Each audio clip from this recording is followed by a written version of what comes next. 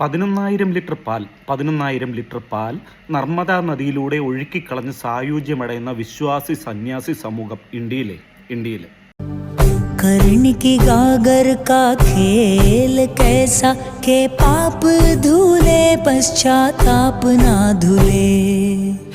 ആദ്യമായിട്ട് പറയട്ടെ, ഇന്ത്യ പട്ടിണി സൂചികയിൽ ലോക രാജ്യങ്ങളിൽ 111 സ്ഥാനമാണെന്ന് പറയുന്നതിൽ എനിക്ക് വലിയ അഹങ്കാരമോ അലങ്കാരമോ ഒന്നും തോന്നുന്നില്ല കേട്ടോ. സ്വന്തം രാജ്യത്തെക്കുറിച്ച് ഇങ്ങനെയൊക്കെ സംസാരിക്കേണ്ടി വരുന്നതിൽ വേദനയുണ്ട്. ആഹാര ഭക്ഷ്യവസ്തുക്കൾ ഉപയോഗശൂന്യമാക്കി കളഞ്ഞതിന് ഇവർക്കെതിരെ നടപടിയെടുത്തിട്ടുണ്ടോ എന്ന് എനിക്കറിയില്ല കേട്ടോ. നദി മലിനമാക്കിയതിനും നടപടിയെടുത്തിട്ടുണ്ടോ എന്ന് എനിക്കറിയില്ല. നദിയിലെ ജീവജാലങ്ങൾക്ക് ഭീഷണിയാകും വിധം ഈ പാലൊഴുക്കി കളഞ്ഞതിനകത്തും ഇവർക്കെതിരെ നടപടി വേണം. കേസുണ്ടാവാൻ വഴിയില്ല. കാരണം വിശ്വാസത്തിന്റെ ഭാഗമാണല്ലോ, വിശ്വാസത്തിലൂടെ ഊന്നിയാണല്ലോ ഇന്ത്യ ജീവിക്കുന്നതും. ലോകത്ത് തന്നെ പോഷകാഹാരക്കുറവ് കൊണ്ട് നവജാത ശിശുക്കൾ മരിക്കുന്നതിൽ 90-നും 100-നും ഇടയിലാണ് ഇന്ത്യയുടെ സ്ഥാനമേ.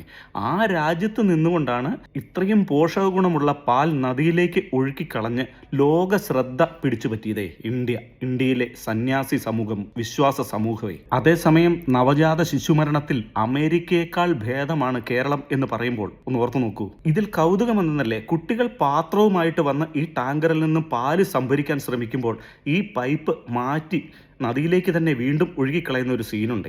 ലോകത്തിലെ തന്നെ ഏറ്റവും കൂടുതൽ ചൈൽഡ് ലേബേഴ്സ്, ബാല തൊഴിലാളികളുള്ള ഒരു രാജ്യം കൂടിയാണ് ഇന്ത്യ. ഇന്ത്യക്ക് ശേഷമാണ് എത്യോപ്യ, നൈജീരിയ ഒക്കെ വരിക. അതേപോലെ ഏറ്റവും കൂടുതൽ കുട്ടികൾ ഭിക്ഷാടനം നടത്തുന്ന ഒരു രാജ്യവുമാണ് ഇന്ത്യ. ഈ BJP സർക്കാർ തുടർച്ചയായി 3-ാം തവണ അധികാരത്തിലെത്തുമ്പോഴും പട്ടിണി സൂചികയിൽ 111-ാമത്തെ സ്ഥാനത്താണ് ഇന്ത്യയുടെ സ്ഥാനം. നവജാത ശിശു മരണ നിരക്കിൽ 90-നും 100-നും ഇടയിലാണ് ഇന്ത്യയുടെ സ്ഥാനം. ബാലഭിക്ഷാടനത്തിന്റെ, ചൈൽഡ് ലേബർമാരുടെ കാര്യത്തിലൊക്കെ നൈജീരിയയ്ക്കും എത്യോപ്യയ്ക്കും മുന്നിൽ ഇന്ത്യ സ്ഥിതി ചെയ്യുന്നു ഓർക്കുമ്പോൾ എന്ത് വികസനമാണ് ഇന്ത്യയിൽ എന്ന് നമ്മൾ ആലോചിക്കുക. ഇന്ത്യയുടെ 3% വരുന്ന ശതകോടീശ്വരന്മാരുടെ കയ്യിലെ കളിപ്പാവയായി ഇന്ത്യ മാറി. ഇതിൽ നിന്ന് മനസ്സിലാക്കേണ്ടത് മറ്റുള്ളവർക്ക്, മറ്റ് പാർട്ടികൾക്ക് ചെയ്യാൻ പറ്റുന്നത് അത്രയും മാത്രമേ ഇവർക്കും ചെയ്യാൻ കഴിയൂ. അതിമാനുഷ്യനൊന്നുമല്ല ആരും എന്ന് തെളിയിക്കുന്നതാണ്. നർമ്മദാ നദിയിലേക്ക് ആ പാലൊഴുകിക്കളയുമ്പോൾ എന്ത് സന്തോഷം, എന്ത് ആനന്ദമാണ് ആ സന്യാസി സമൂഹത്തിന്, അല്ലെങ്കിൽ ആ വിശ്വാസ സമൂഹത്തിന് കിട്ടുന്നത് അല്ലേ. അതേസമയത്ത് വിശക്കുന്നവൻ്റെ കണ്ണീരൊപ്പാൻ, വിശക്കുന്നവൻ്റെ വേദന മനസ്സിലാക്കാൻ കഴിവില്ലാത്ത ദൈവത്തെ സ്നേഹിച്ചിട്ട് എന്ത് കാര്യം. നോക്കൂ, നമ്മുടെ പ്രധാനമന്ത്രി പോലും ഓരോ ഇന്ത്യക്കാരന്റെ കാര്യത്തിലും എത്രമാത്രം ശ്രദ്ധാലുവാണെന്ന്. प्राचीन द्वारिका जी के दर्शन किए।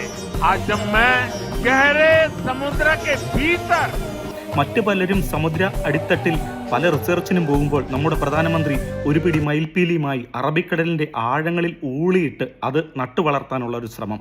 ഈ മയിൽപ്പീലികളൊക്കെ വളരുമ്പോഴേക്കും അറബിക്കടലിന്റെ പേര് മാറ്റി നാരായണിക്കടൽ എന്ന് ആക്കി മാറ്റാതിരുന്നാൽ മതിയായിരുന്നു. വളർന്നു വരുന്ന പുതുതലമുറക്കാർക്ക് പറയാമല്ലോ, മോദിജി ഭരിച്ച കാലത്ത് പാൽപ്പുഴയായിരുന്നു ഇന്ത്യയിൽ എന്ന്. മിസ്റ്റർ ദരിദ്ര നാരായണന്മാരെ, നിങ്ങൾ എന്നോട് പൊറുക്കണമേ.